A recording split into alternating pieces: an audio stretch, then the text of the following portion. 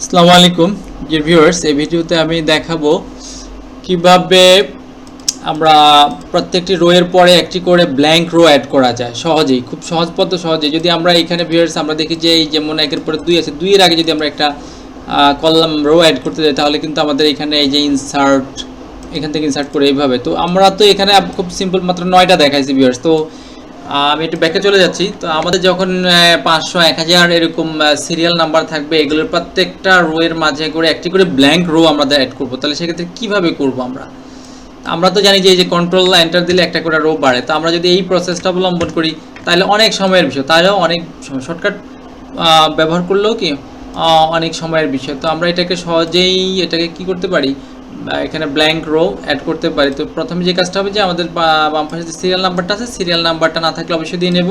তারপরে এটাকে কপি করে আমরা এটাকে পেস্ট করে দেবো নিচে। পেস্ট করে দেওয়ার পরে যদি আমাদের এখানে দেখা যায় যে কি দেওয়া নেই, আমাদের এখানে যদি বর্ডার দেওয়া না থাকে তো বর্ডারটা দিয়ে নেবো, এটা সৌন্দর্যতার জন্য। তো ওকে দিয়ে নিলাম।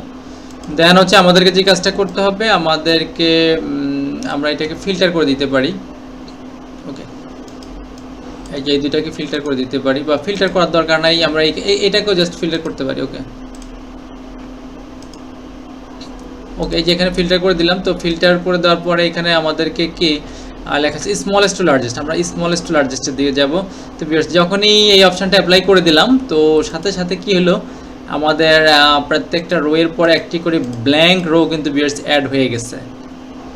এই কাজটা কিন্তু খুবই সহজ, কিন্তু এইটা না জানার কারণে অনেকেই দেখা যায় দীর্ঘ সময় ধরে এভাবে একটা করে কিন্তু ব্ল্যাঙ্ক রো অ্যাড করতেছে। তো এক্সেলটা আসলে ফর্মুলার বিষয়, ট্রিক্সের বিষয়, এখানে জানলে অনেক কাজ অনেক সহজ হয়ে যায়। তো ভিউয়ার্স, আশা করি আপনারা বুঝতে পেরেছেন, এটার জন্য কোনো ফর্মুলা অ্যাপ্লাই করার প্রয়োজন হয় না। তো ভিউয়ার্স, ভালো লাগলে অবশ্যই সাবস্ক্রাইব এবং শেয়ার করবেন। সঙ্গে থাকার জন্য অনেক ধন্যবাদ।